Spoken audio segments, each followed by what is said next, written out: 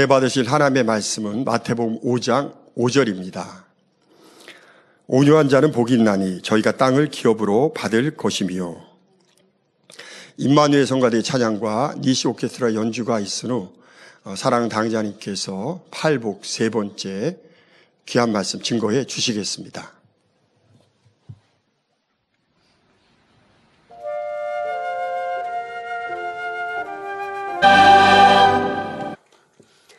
사랑하는 성도 여러분, 성경을 보면 하나님께서 자녀들에게 주시겠다고 말씀하신 축복이 많이 기록되어 있습니다. 그 약속의 말씀들이 여러분 자신의 것으로 온전히 임할 수 있도록 열심히 축복의 그릇을 준비해야 합니다. 하나님의 축복에는 단서가 있습니다. 이렇게 하면 이러한 축복을 주신다 라고 하는. 그런데 그러면 내가 건강의 축복을 받으려면 이렇게 해야 되고 물질의 축복을 받으려면 이렇게 해야 되나? 라고 혼동할 필요가 없습니다. 지금 전하고 있는 팔복의 말씀들을 온전히 양식 삼는 것 또한 여러분이 축복받을 그릇을 준비하는 길입니다. 이런 축복, 지금 팔복의 말씀을 보니까 두 번 우리가 들었고 오늘은 세 번째 시간입니다만은 영적인 복인 것 같은데요 라고 만 생각하실 필요 없습니다. 영적인 복이 임하면 육의 필요도 채워주십니다. 물질의 축복뿐인가요? 건강의 복도 받는 것이기 때문에요. 성경에 기록되어 있는 하나님의 모든 언약의 축복들, 그 축복을 받는 길이 이 팔복의 말씀을 이루는 것. 그럼 팔복만 있다는 게 아니라 사랑장도, 성령의 열매도 이런 말씀들을 여러분들이 듣는 대로 양식 삼아 지켜 행하면 그것이 축복받는 길이 됩니다. 오늘도 증거되는 모든 말씀이 큰 은혜와 능력으로 임하시기를 주님의 이름으로 축원합니다. 사랑하는 성도 여러분, 오늘은 팔복 세 번째 시간으로 온유한 자가 받을 축복에 대한 말씀입니다. 본문 마태복음 5장 5절에 온유한 자는 복이 있나니 저희가 땅을 기업으로 받을 것이며 했지요. 팔복의 앞에 두 가지 축복을 설명할 때 이 말씀들을 문자적으로 해석해서는 안 된다 했습니다. 심령이 가난한 것이나 애통하는 것이 일반적으로 세상 사람들이 생각하는 것과는 많은 차이가 있기에 그 안에 담긴 영적인 의미를 알아야 한다고 했지요. 세 번째 복에서 말씀하는 온유도 세상에서 흔히 알고 있는 온유와는 다릅니다. 먼저 사전에 보면 온유에 대해 인품이 온화하고 순함, 부드럽고 유순함, 따뜻하고 부드러운 느낌이 듬이라고 말합니다.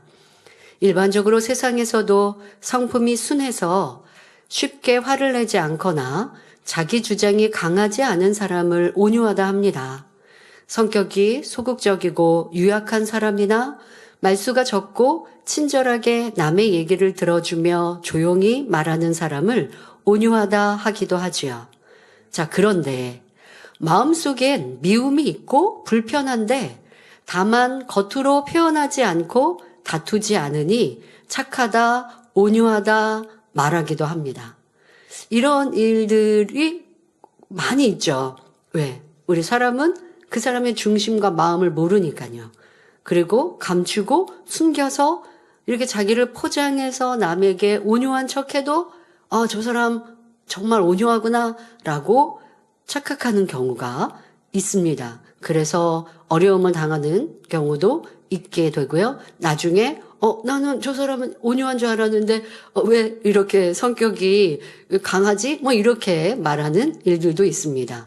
화가 나지만 꾹꾹 눌러 참고 따져 묻고 싶지만 겉으로는 상대에게 양보하며 부드럽게 대하면 온유한 사람이라 생각하기도 합니다. 어떤 사람은 자신의 유익에 따라 상대에게 잘 보이기 위해 부드럽고 온유하게 말하거나 행동하기도 합니다. 그래서 이성을 사귈 때 내가 저 사람에게 좀 이렇게 좋은 인상을 보여야겠다. 아니면 내가 저 사람과 이렇게 좋은 관계를 갖고 사귐을 갖고 싶다 하면 자기의 성격을 감추고 포장하고 그렇게 하면서 좀 착하게 행동을 하고 그랬다가 사귐을 가졌는데 결혼을 하고 내가 실망했다. 이러한 사람들도 아니면 정말 자기를 포장하는 데 있어서 거의 사기성에 가깝게 포장을 잘하는 사람도 있더라는 것이죠. 거기에 사람들은 혹하고 넘어갈 수도 있지만 하나님께서는 그래하지 않으십니다. 하나님께서 말씀하시는 온유함은 이런 육의 것들이 아닙니다. 마음에서 불편함도 싫은 감정도 없이 선한 마음으로 상대를 부드럽고 따뜻하게 품어줄 수 있는 마음이어야 합니다. 그러니까 그러한 마음에서 나오는 행동이어야지 행동만 온유하다고 해서 하나님은 온유하다 하지도 않으신다는 것. 여러분들도 사람 사이에서도 육의 사람도 그렇지 않겠습니까? 겉으로만 온유한 척한다면 나중엔 분명 그 마음에 있는 짜증도 혈기도 그 사람의 성격도 드러날 것이니 그것을 알고 있다면 온유하다 말하지 않을 것이죠. 더더욱 하나님은 우리의 마음 중심을 보고 계시기 때문에 마음이 온유할 때 그것이 참으로 온유함이라 하십니다. 악한 감정을 품거나 남에게 피해를 주지도 않으며 상대의 기쁜 일에 함께 기뻐하며 슬픈 일에 함께 슬퍼하고 위로가 되어줄 수 있는 마음입니다. 여러분, 온유하면 그냥 부드럽게 말하고 내 얘기 잘 들어주고 화내지 않으면 그것만으로 온유하다라고 단편적으로 생각하셨습니까? 그러나 우리는 하나님이 인정하시는 깊고 온전한 온유함을 이루어야 하기 때문에 이러한 말 설명 하나하나에서 내게 부족한 것이 무엇인가를 찾아야 합니다. 상대를 내가 위로해 줄 수 있는 사람인가? 또 상대의 기쁜 일을 함께 기뻐하고 상대의 슬픈 일은 함께 안타까워할 수 있는 이러한 마음인가? 아니면 무정하여서 정이 없는 마지막 때에 대하여 성경은 무정하다라고 표현하시죠.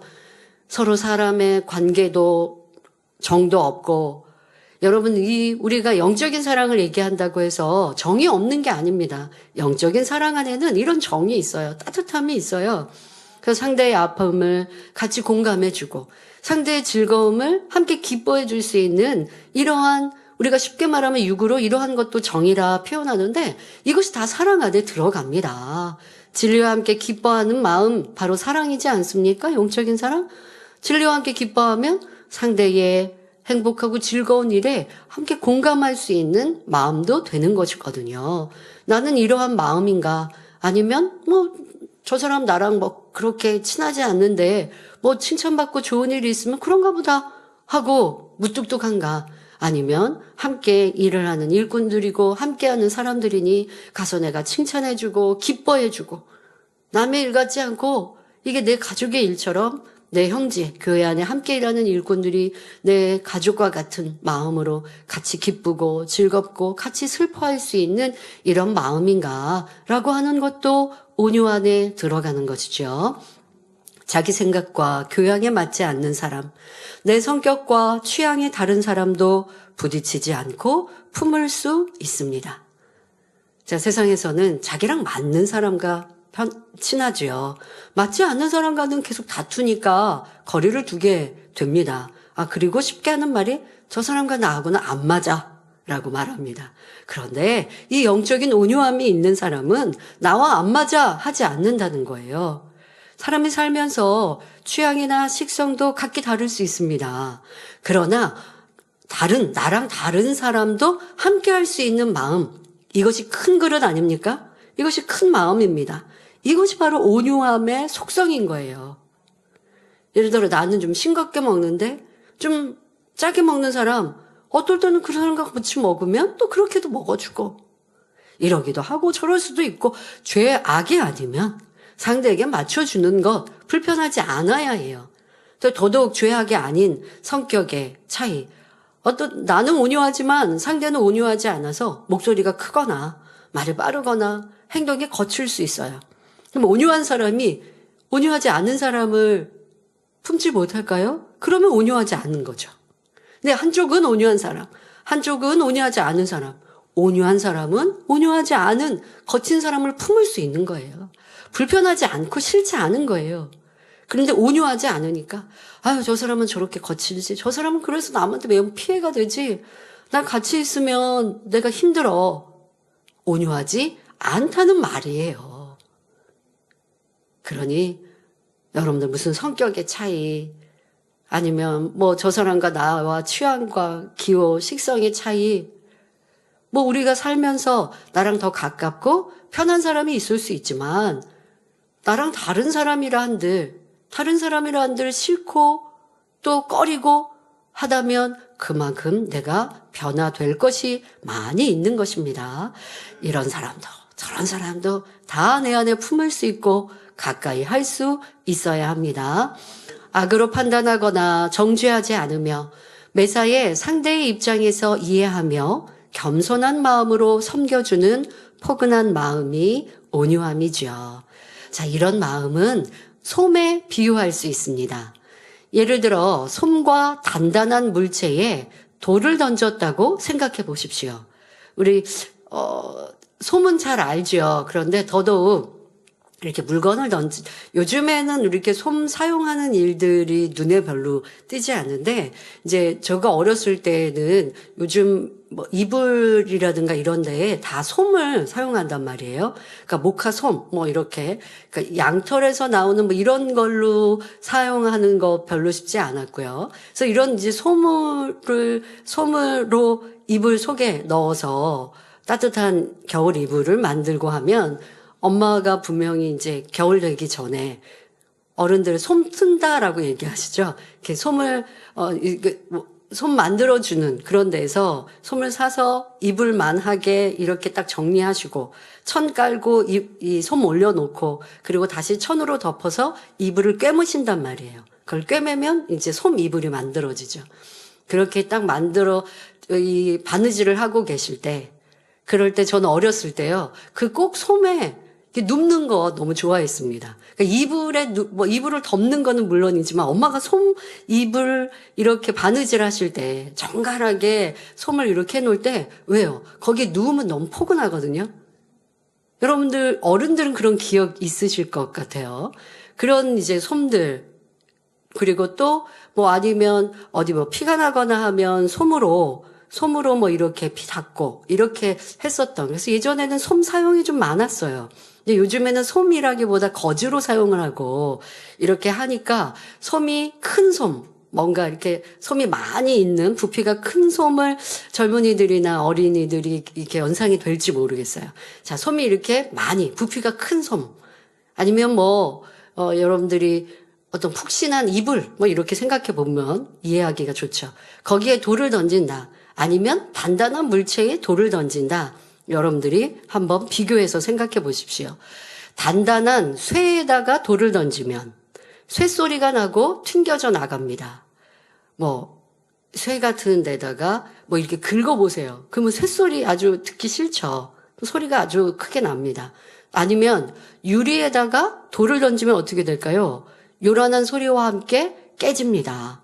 아니 뭐 이렇게 설명하는데 방탄유리 이런 거 생각하지 마시고, 예, 보통 유리 하면, 그리고 요즘은 정말 이 유리도 단단하게 깨지지 않게 잘 만들어졌습니다만은 예전에는 유리창들도 뭐 거울도 잘 깨지고 그랬단 말이에요. 자, 이렇게 깨지기 쉬운 거, 그런 데다가 단단한 물체를 돌을 던지면 깨어지면서 소리가 납니다. 자, 무슨 말이냐? 내 마음이 단단하고 내 성품이 단단하면 누군가 다른 사람이 나에게 부딪혀오면 품지 못하는 거예요. 하지만 내 마음과 성격이 온유하면 어느 누구도 품을 수 있고 어떤 상황도 이해할 수 있다는 것이죠. 자, 이런 것처럼 교만과 자기 중심적인 마음으로 가득 찬 사람은 자신의 마음에 맞지 않는 상황이 되면 쇳소리처럼 요란하고 거친 반응이 나옵니다. 꼭 사람만이 아닙니다. 우리가 살아가다 보면 뭐 회사에서도, 여러분들 가정에서도, 하나님의 일을 하는 교회 안에도 서로의 일의 방법과 내용들, 또 어떤 그래서 벌어지는 상황들이 내 생각과 맞지 않을 수 있어요. 내게 불리익이 될 수 있고, 아니면 꼭 내게 유익과 유익이 되지 않는 이런 차이가 아니어도 어떤 일들은 좀 답답할 수 있어요. 자, 그런다 할지라도 나는 온유하게 반응을 보이는가, 아니면 거칠게 반응을 보이는가라는 것도 여러분들의 온유함을 체크해 볼 수 있습니다. 손뭉치에는 아무리 돌을 던지고 막대기로 찌른다 해도 소리가 나지 않고 그저 포근히 감싸 안습니다. 온유한 사람은 이러한 솜털 같은 마음을 이루므로 아무와도 걸림이 없이 어떤 상황에서도 모든 사람과 더불어 화평할 수 있습니다. 자, 이렇게 온유함에 대해서 설명은 했습니다마는 이 말씀이 여러분 삶에 적용이 되어야 합니다. 지금 돌멩이를 던진다라는 것처럼 누가 나를 지적하거나 아니면 저 사람의 이렇게 어투는 꼭 나를 무시하는 어투 같아. 살아가다 보면 그런 일이 있을 수 있어요. 근데 상대방이 그런 의도일 수도 있고 그렇지 않고 좀 이렇게 표현이 바르지 못해서 사랑스럽지 못해서 나에게 그렇게 들려올 수도 있어요. 그런다 할지라도 내가 온유하면 다 품어가는 거예요. 만나는 사람이 다 좋은 사람, 나랑 성격이 맞는 사람, 나를 응원하고 칭찬하는 사람만 있어서가 아니라 꼭 나에게 딴지 거는 사람도 있고 나를 꼭 지적하는 사람이 있고 좋은 일 있으면 아무 말 안 하다가 뭔가 내가 부족한 거 있으면 막 그렇게 지적만 하는 사람도 있을 수 있고요. 그러면 좀 마음이 어때요? 좀 속상하다? 그럼 아직 내 안에 더 주님의 마음을 채워야 하는 것이죠. 이런 여러분 삶에서 하나하나 적용해 보시고 걸리고 불편하고 싫었던 것 내가 저 사람과는 좀 피하고 싶어 쉽게 미워 싫어 이렇게 말하는 것은 내 안에 너무 큰 악이 있는 것 같으니까 성격이 달라서 저 사람과는 안 맞아 라고 피했던 것들 사랑이 없는 것이요 온유하지 못한 것임을 깨달아서 기도하며 주님의 마음을 이루어 갑시다. 자, 더 나아가 이런 부드럽고 온화한 마음, 바로 온유를 설명했지요. 자, 이러한 마음에 덕이 겸비해 있을 때 이것이 하나님께서 원하시는 온전한 온유라 할 수 있습니다. 자, 여기서 덕이란 공정하고 남을 넓게 이해하며 받아들이는 마음이나 행동, 마음이 올바르고 사람의 도리에 합당한 일, 인격이 갖추어져 남을 정복시키는 일 등이라 설명합니다. 영적인 덕의 의미도 마찬가지입니다. 따뜻한 마음으로 상대를 포용할 수 있는 마음이 있어도 행동이 거칠거나 실수가 잦아 다른 사람에게 인정받지 못하거나 너무 소극적이어서 다른 사람에게 답답함이 된다면 이는 덕을 갖추지 못하였기에 온유하다 할 수 없지요. 어떤 경우는 나는 그냥 순하고 부드러워요. 남하고 뭐 그렇게 부딪히지 않고 남을 지적하지도 않아요. 그러면 말씀드린 것처럼 이렇게 보기에는 온유해 보인단 말이에요. 그런데 하나님의 일에 적극성도 없고 또 아니면 다른 사람에게 뭔가 피해가 되는 육의 착함만 있다고 한다면 이것은 온유하다 할 수 없는 것이죠. 정말 그 마음에 불편함이 없는데도 뭐 성격이 좀 느리거나 아니면 표현을 많이 안 한다. 그러면은 마음은 온유하다 하겠지만 덕이 없어서 다른 사람에게 피해를 줄 수 있으니 이 또한도 자기 위주보다 상대를 위하여 내 성격과 모습을 바꿔야 될 필요가 있는 것이죠. 그래서 하나님의 말씀하시는 온유함은 온전한 것입니다.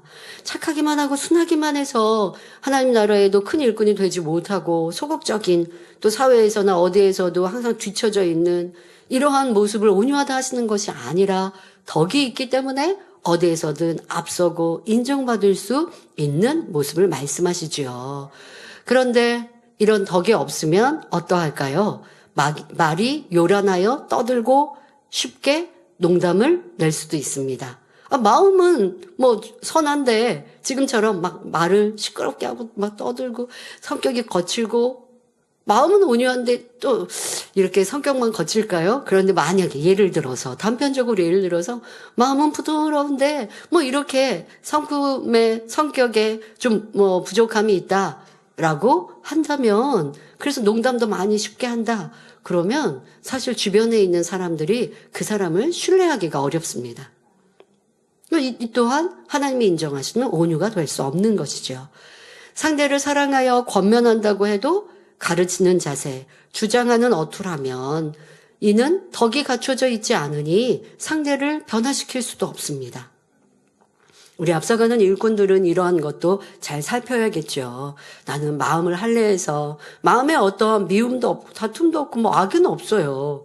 그런데 어투가 말이 그냥 그렇게 살아왔던 이것이 큰 문제라고 생각하지 않고 살아왔는데 마음은 할례하기 위해서 달려왔다? 사실 마음이 할례가 되어지면 겉모습도 바뀌게 되는 것이 당연한 이치입니다만은 어쨌든 좀 부족해서 내 행함과 모습이 부족하다면 이것은 덕이 없기에 온유함이라 할 수 없는 것이니 고쳐야 하는 것이죠. 좀 마음에 불편함이 없어요. 그런데 그냥 행동이 습관이 저에게 이런 거예요. 그 습관마저, 행동마저, 성격마저 고쳐야 온전한 것이니 열심히 노력해야 하죠. 이렇게 살아왔는데 그냥 내비두세요 하는 게 아니라 나를 위해 사는 게 아니라 남을 위해 살아야 하는 것이 진리이니 이런 것들은 여러분들이 고치면 더 좋은 것이지요. 예를 들어 육체의 결여, 남한테 피해 안 주는 일일 수도 있어요. 예를 들어 나는 좀 편식을 합니다. 편식하면 내 건강에 이 부분, 이거 안 먹으면 그냥 내가 불편한 거지라고 생각합니까? 그러나 또 그렇지도 않죠. 식사를 차려주시는 상대, 아니면 어디에 가서 외식을 하거나 할 때도 상대방과의 이러한 일들.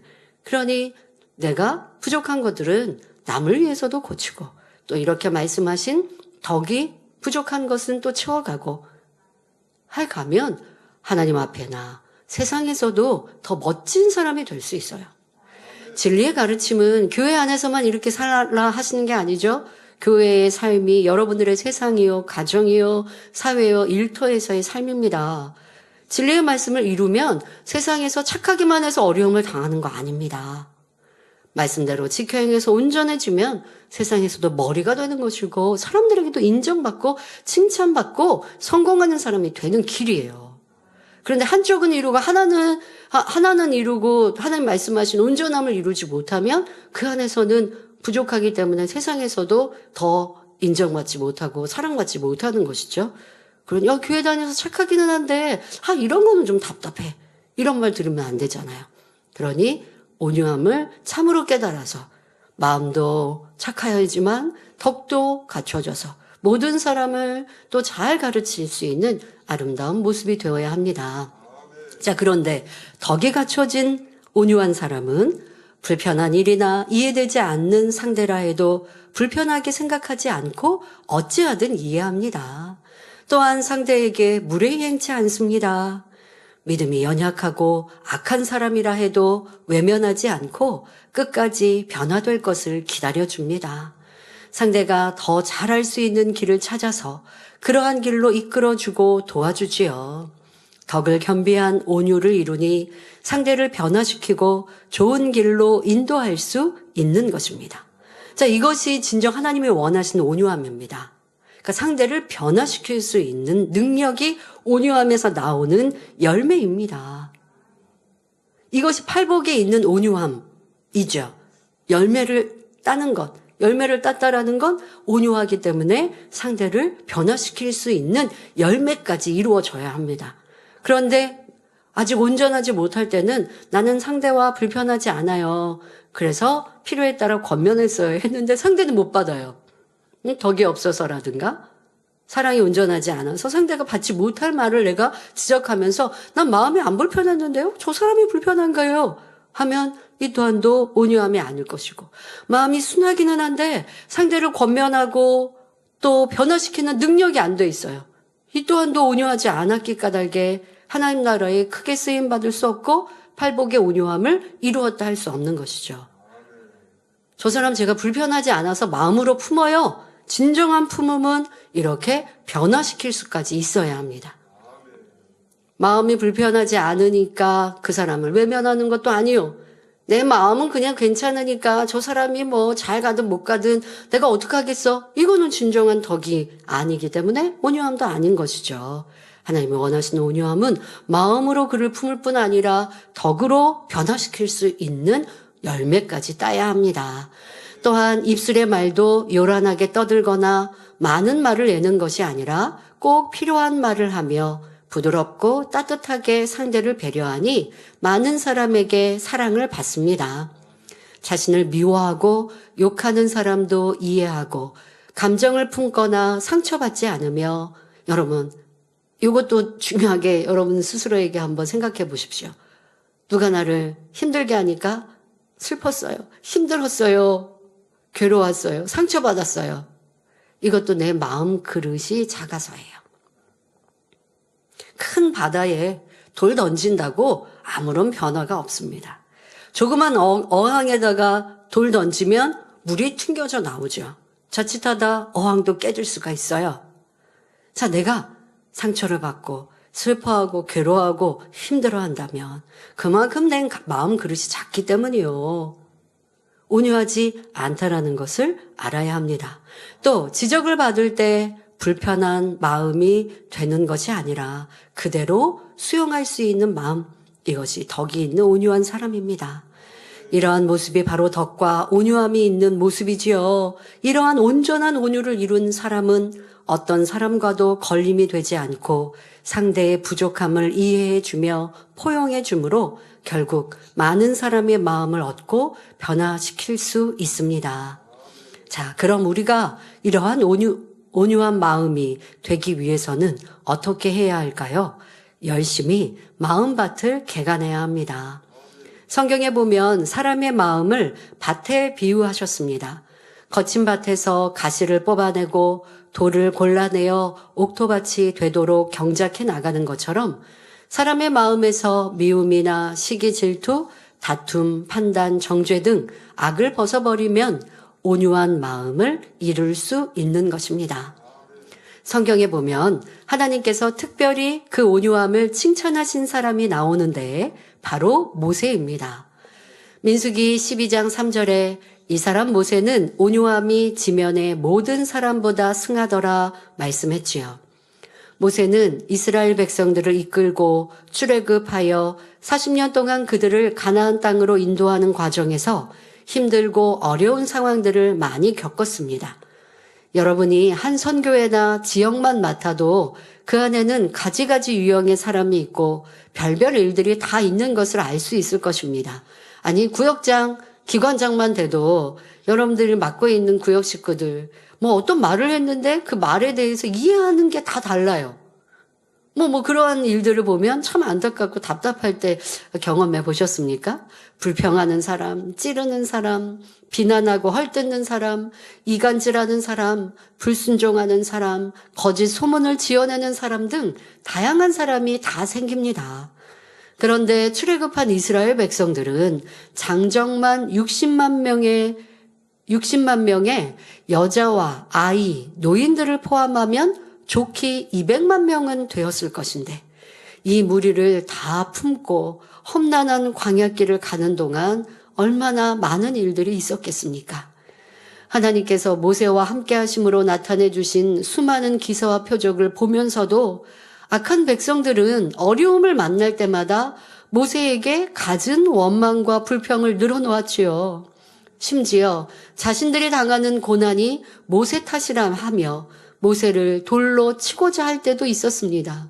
아니, 이스라엘 백성들이 하나님께 출애굽시켜달라고, 우리를 구원해달라고 그렇게 간절히 부르짖어서 하나님께서 구원시켜 주시기 위해서 모세 선지자를 보내주셨잖아요. 그래서 안전하게 출애굽했잖아요.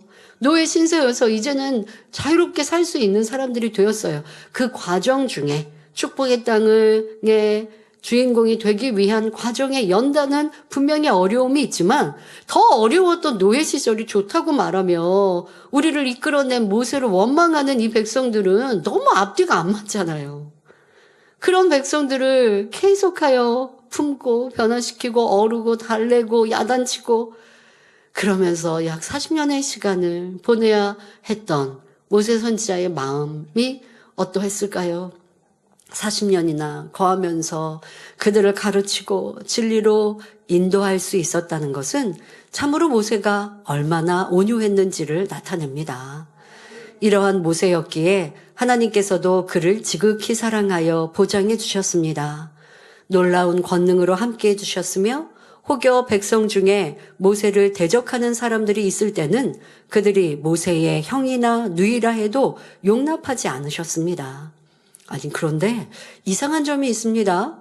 이렇게 하나님께서 온유하다, 또 지면의 모든 사람보다 온유함이 승하다 칭찬받았던 모세 선지자의 행함 중에 보면 온유함과 좀 다른 거리가 먼 행동들이 보인단 말이에요. 모세 선지자는 하나님께 십계명을 받아 내려올 때 백성들이 우상을 섬기는 것을 보며 노하여 돌판을 산 아래로 던지는 장면이 나옵니다. 십계명을 하나님이 친히 기록해 주신 이 십계명을 지금 산 아래로 던져서 깨워줬단 말이에요. 심히 노한 장면이 나옵니다. 그 외에도 백성들을 향해 노하며 지적하고 책망하는 모습을 볼 수 있습니다. 그러니 여기서 우리는 육적인 온유와 영적인 온유를 분별할 수 있어야 합니다. 그러니까 지금 말씀드린 장면들은 육으로 볼 때는 온유함과 거리가 먼 것 같단 말이에요. 그런데 하나님은 모세를 온유하다 칭찬하셨으니 이거는 온유함에 걸리는 게 아니라는 거죠. 지금의 모세의 행동들이 하나님께서 보실 때는 이건 도리어 그가 칭찬받을 만한 일이었다 하시는데요. 모세는 분명 온유한 사람이었지만 진리로 가르쳐야 할 때는 엄히 가르치고 백성들이 하나님 앞에 심히 범죄할 때는 진노하여 크게 책망합니다. 이는 하나님 중심의 신앙이요. 이것이 덕이 있는 온유라는 것입니다. 덕이 있어야 이렇게 필요에 따라 강하게 가르칠 때는 엄중히 책망하면서 비진리로 갈 때, 사망으로 갈 때 그것을 진리로 이끌어 와야죠. 그런데 육적으로 온유하기만 하면 그냥 덕이 없는 온유만 있으면 그러면 안 돼. 그러면 사망이야. 그런데도 순종 안 하고 불순종하고 계속 사망으로 가고 원수마귀 사단에 이끌려서 악을 바라는데 그냥 좋게만 할 수 있나요? 그러면 점점 사망으로 하는데 때로 엄히 가르쳐서 정신 바짝 차리게 해서 사망의 길에서 구원의 길로 생명의 길로 가게 한다면 그것이 진정한 사랑인 것이죠. 그러니 온유 안에는 덕이 있어야 하고 모세 선지자의 지금 이러한 행함은 진정한 온유함의 모습이라는 것입니다. 예수님의 경우를 보아도 너무나 온유하신 분이지만 때로는 외식하는 서기관과 바리새인들에 대해 독사의 자식들아 하고 강한 어조로 책망하셨습니다. 성전 안에서 장사하고 더럽히는 사람들을 볼 때는 그 상을 엎으시고 노끈으로 채찍을 만들어 짐승들을 쫓아내셨지요. 정녕 온유한 사람은 부드럽고 따뜻한 마음으로 많은 사람을 품을 뿐만 아니라 진리 안에서 필요하다면 누구보다 강하고 담대한 사람이라는 사실입니다. 모세의 이러한 진정한 온유함으로 인해 민수기 12장 7절에 그는 나의 온 집에 충성됨이라 하여 하나님 나라에 대한 충성과 뜨거운 열정을 하나님 앞에 인정받을 수 있었습니다. 그런데 교회 안에서 보면 사람이 보기에는 온유해 보이는데 하나님 앞에서는 그 온유함을 인정받지 못하는 경우가 있습니다. 그런 사람은 영혼 구원이나 맡은 사명에 있어서 영적인 열매가 맺히지 못합니다. 이는 그의 온유함이 영적인 온유함이 아니기 때문이지요.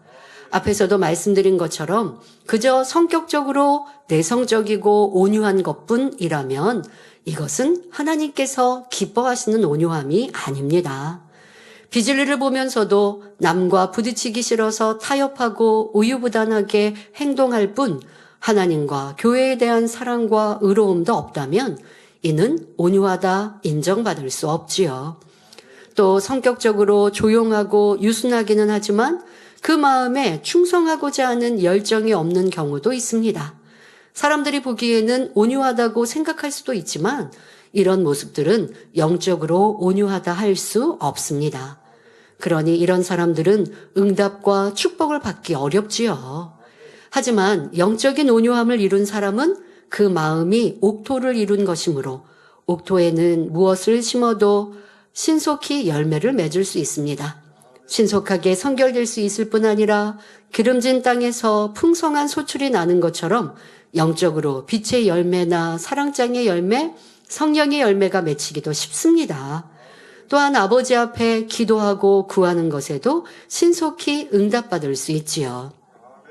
사랑하는 성도 여러분, 무엇보다 온유의 열매를 맺은 사람은 하나님께서 주신 참된 복, 바로 땅을 기업으로 받습니다. 기업이라는 것은 사전에 보면 선대로부터 이어오는 재산과 사업 또는 기초가 되는 업이라고 되어 있습니다. 이렇게 조상으로부터 부모로부터 물려받은 기업은 자기 대에 와서 값을 주고 산 땅보다 더 견고하게 사람들로부터 소유권을 인정받습니다. 예를 들어 예전에 시골에서는 어떤 논밭이나 산이 조상 대대로의 기업이라면 주변에서도, 그러니까 그 마을, 동네 사람들도 다 알아요. 저 땅은 누구네 것이라고 이렇게 알려져 있어서 사람들이 그 지금 현재 땅의 주인, 조상으로부터 뭐 이렇게 물려받은 땅의 주인도 그냥 지금 구입한 땅보다도 저 사람은 저렇게 선대로부터 저 사람의 뭐 가문 뭐 이런 칭찬이 더 커지는 것이죠. 또 주인도 어지간해서는 그 땅을 팔지 못합니다. 다시 후손에게 물려주기까지 소중하게 보존하지요. 더구나 율법에서는 이스라엘 백성들이 조상으로부터 물려받은 토지를 파는 것이 금지되어 있습니다.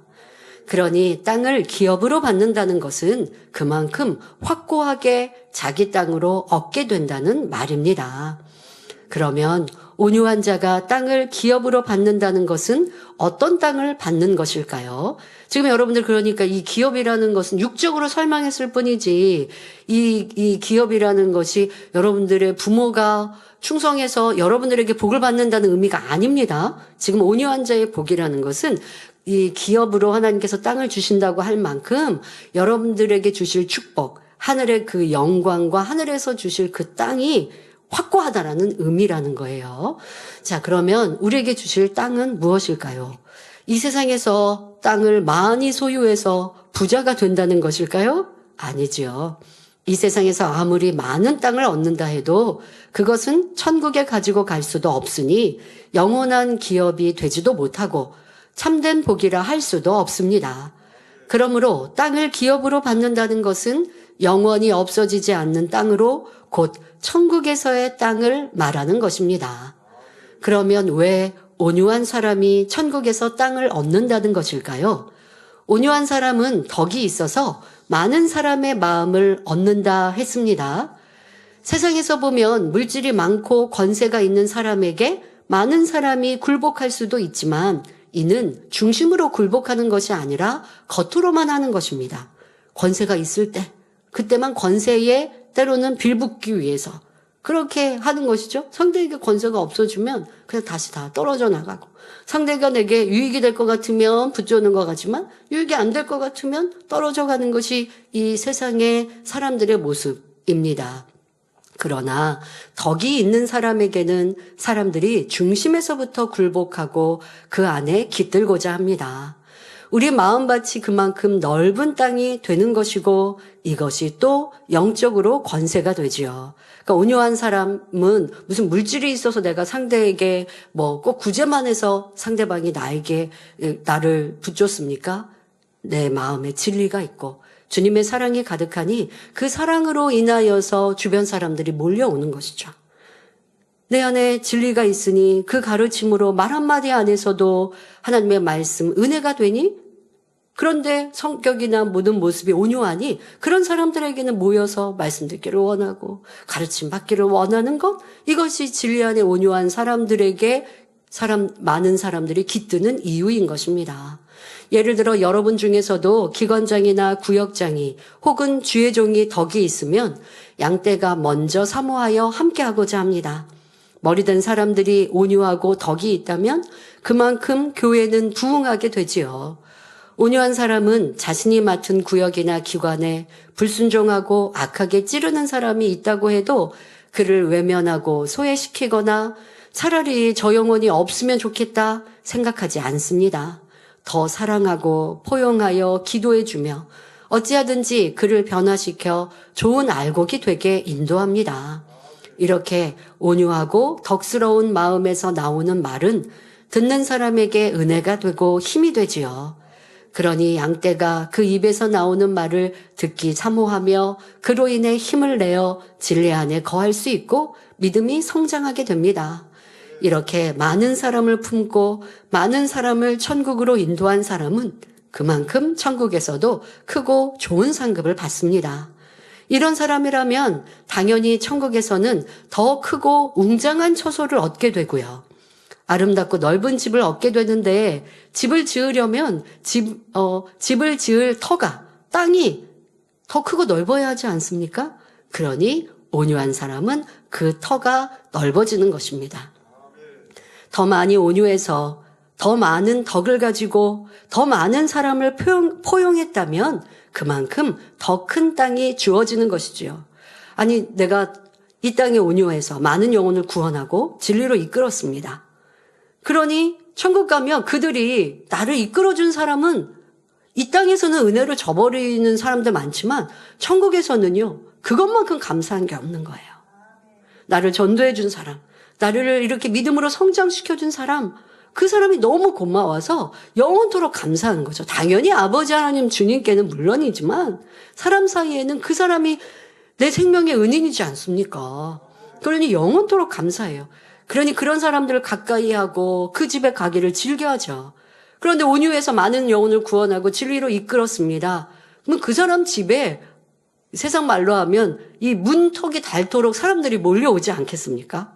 여러분 천국 가면 목자님의 집 가기 얼마나 사모하겠습니까? 한 번 가고 끝나겠습니까? 허락만 된다면 자주 거기서 살고 싶은 마음이지 않아요, 우리가.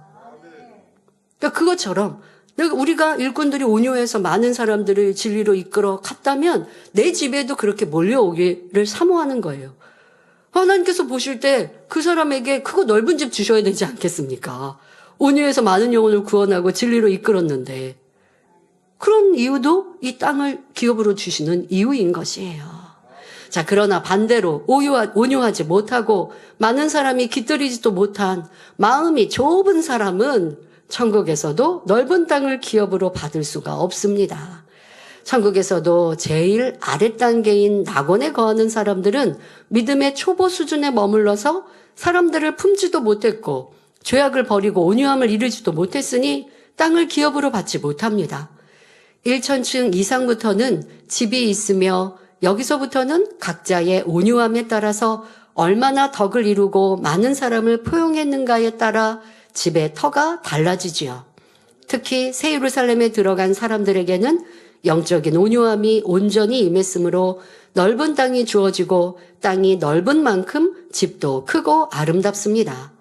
또한 집에 걸맞도록 아름답게 꾸며진 정원이 있고 함께 즐길 수 있는 호수나 수영장, 계곡, 운동장, 무도회장, 동산이나 각종 시설도 있게 됩니다.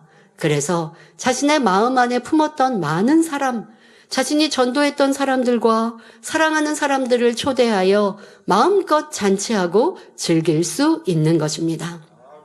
이것이 바로 주님께서 약속하신 축복 중에 세 번째로 온유한 자가 받을 복입니다. 결론을 말씀드립니다. 사랑하는 성도 여러분, 이 땅에서는 보통 평범한 사람이라면 부모의 유산이 아니면 내 집 마련이 참으로 어렵다고 하죠. 크고 좋은 아파트라면 꿈에서나 꾼다고 말하기도 합니다. 이 땅에서 7, 80년 살고 잘해야 100년 사는데도 크고 넓고 호화로운 집을 사모하는데 영원한 천국집은 어떻게 준비하고 계십니까? 나는 구원만 받아도 족하다며 더 좋은 천국을 침노하지 않고 그저 주일만 출석한다면 잘해야 낙원에 들어갈 텐데 집도 없이 영원히 살아야 합니다. 후회하지 않을까요? 양보하고 죽어지는 것이 싫고 기도하고 충성하는 것이 힘들지만 천국이 있음을 알고 노력했다면 1천층, 2천층에 들어갈 텐데 새 예루살렘을 배운 만민의 성도라면 1천층, 2천층에 자기의 집을 보고 어떠할까요?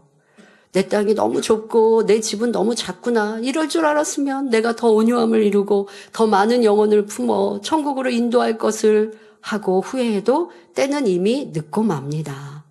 그러니 지금 우리에게 주어진 시간, 주님께서 오시기 전에 열심히 마음의 성결을 이루고 온유함을 이루어서 넓은 땅을 소유할 수 있어야 합니다. 그런 사람은 열심히 신방하고 전도하고 기도해서 많은 영혼을 구원할 것이니 집도 크고 아름답게 꾸며져 있을 것이고요. 지면의 모든 사람보다 온유함이 승했던 모세나 하나님의 마음을 가장 닮은 엘리야를 비롯하여 에녹, 아브라함, 막달라 마리아나 동정녀 마리아 같은 경우는 참으로 크고 아름다운 성과 같은, 집이라 할 수 없는 성과 같은 처소를 기업으로 받습니다. 성과 같은보다 그냥 성이죠. 성입니다. 이런 것을 받아 누리는 믿음의 선진들이 계십니다. 자, 왜 이들 뿐이겠습니까? 오늘날도 하나님께서는 이분들과 같이 온유한 마음을 가진 사람들을 열심히 찾으십니다. 그래서 많은 영혼을 아버지의 마음으로 품어 구원하고 진리로 인도하도록 사명을 주시고 천국에서 넓고 넓은 땅을 기업으로 주시는 것입니다. 사랑하는 성도님들은 이와 같이 온유하고 하나님 앞에 합당한 마음을 이루어 천국에서 넓은 땅을 영원한 기업으로 받으시기를 주님의 이름으로 축원합니다. 말씀 참고하시면서 함께 기도하겠습니다. 좋으신 아버지 하나님, 오늘은 팔복의 세 번째 복, 온유한 자의 복에 대해 말씀드렸습니다. 얼마나 복되고 얼마나 아름다운지요.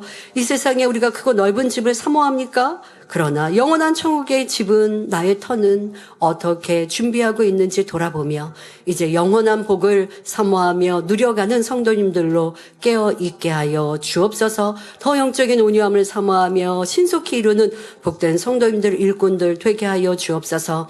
감사드리며 우리 주 예수 그리스도의 이름으로 기도하옵나이다. 아멘.